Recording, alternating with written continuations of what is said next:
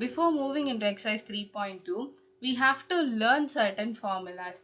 A general equation is ax plus by plus c. When two equations are given, we can take it as a1x plus b1y plus c1, a2x plus b2y plus c2.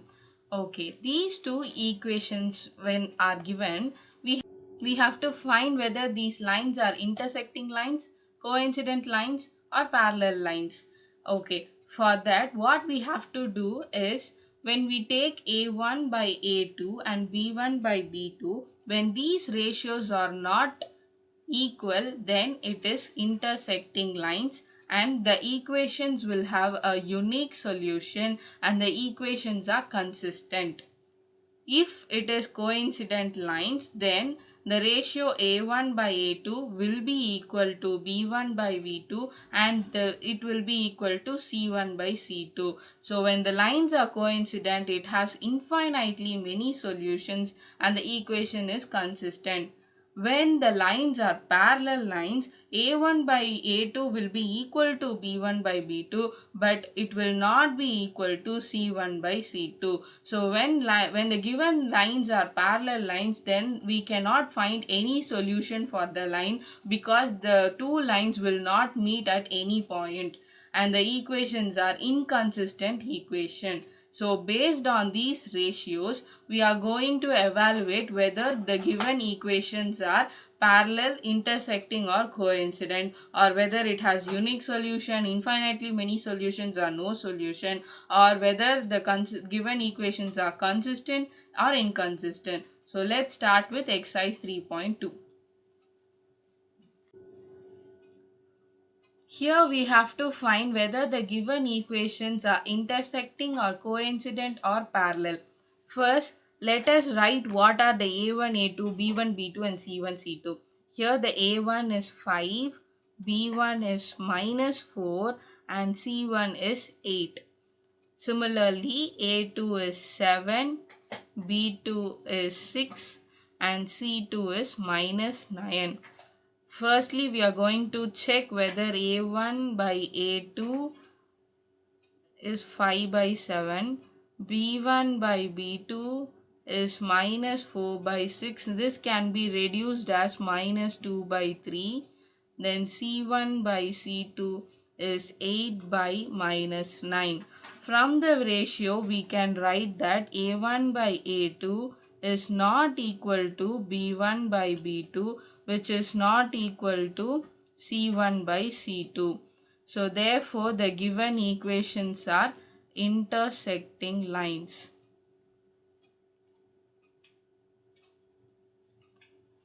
Now let's do another sum.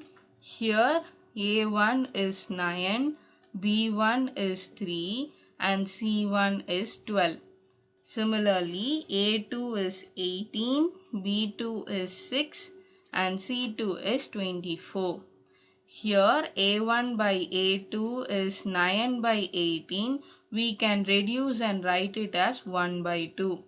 b1 by b2 is 3 by 6 and we can reduce and write it as 1 by 2. c1 by c2 is 12 by 24. We can reduce it and write it as 1 by 2. From the above, we can see that a1 by a2 is equal to b1 by b2, which is equal to c1 by c2. Therefore, these lines are coincident lines. Next, let's do another sum. Here a1 is 6, b1 is minus 3, c1 is 10.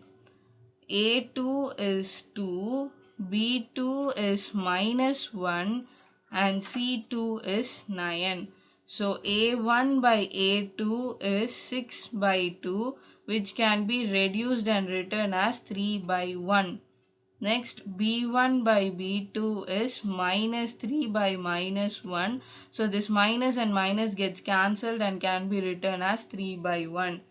c1 by c2 is equal to 10 by 9. From above, we can write it as a1 by a2 is equal to b1 by b2 but it is not equal to C1 by C2. Therefore, the given lines are parallel lines.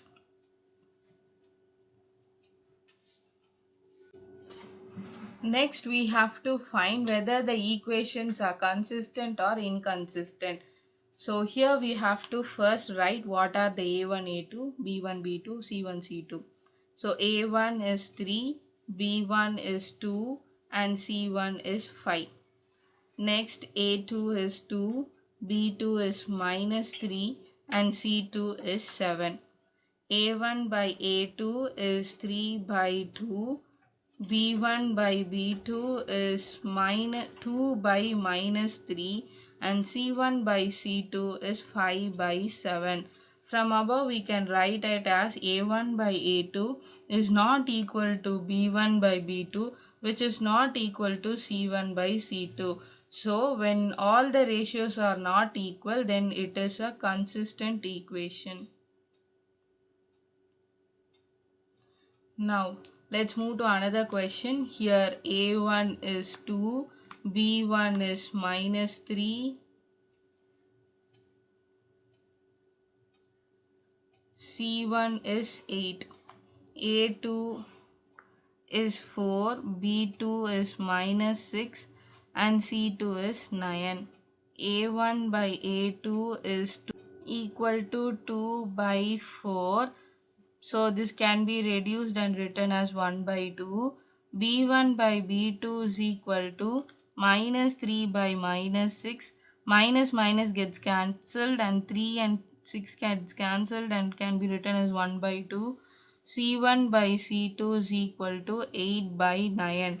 From above we can write it as A1 by A2 is equal to B1 by B2 but not equal to C1 by C2. So from this we can say that it is inconsistent equation.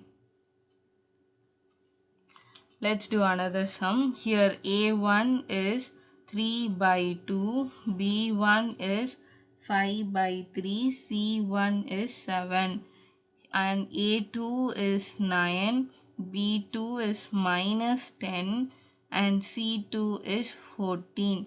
So A1 by A2 is equal to 3 by 2 divided by 9.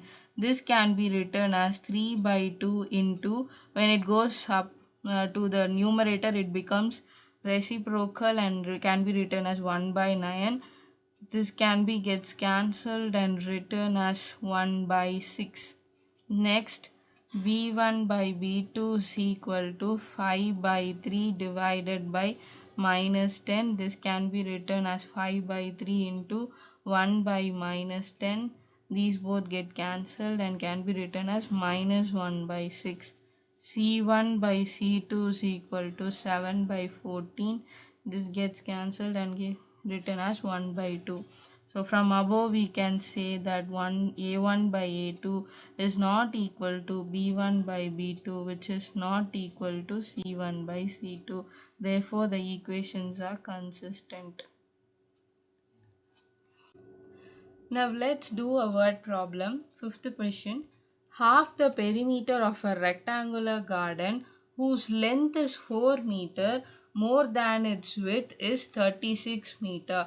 Find the dimension of the garden. So here the rectangular garden is there whose length is 4 meter more than its width, which means let us consider length as L and width as B. So length is 4 meters more than its width. Then half the perimeter of a rectangular garden is 36 meter. So perimeter, let's just consider it as P by 2 because half the perimeter is 36. So which means P will be equal to 36 into 2. When it is in division, when I bring it to other side, it becomes multiplication. So therefore P is equal to 72. We know that the formula to find the perimeter of a rectangle, that is P is equal to 2 into L plus B. Here I know P as 72. 2 into L, I have given a hint as 4 plus B. So I can substitute it here. So 4 plus B, another B, so plus B. 72 is equal to 2 into 4 plus B is 2B. So when I bring this 2 to this side, it becomes divided by 2 and 4 plus 2B is left out. This get cancelled and 36. So 36 is equal to 4 plus 2B. So 36 minus 4 will be equal to 2B. 32 is equal to 2B. So 32 by 2 is equal to B. This gets cancelled and B is equal to 16. This I can substitute it here. So L is equal to 4 plus B. So instead of B I can substitute 16. So L is equal to 4 plus 16. So L is equal to 20. So the length is 20 and the width is 16 meters.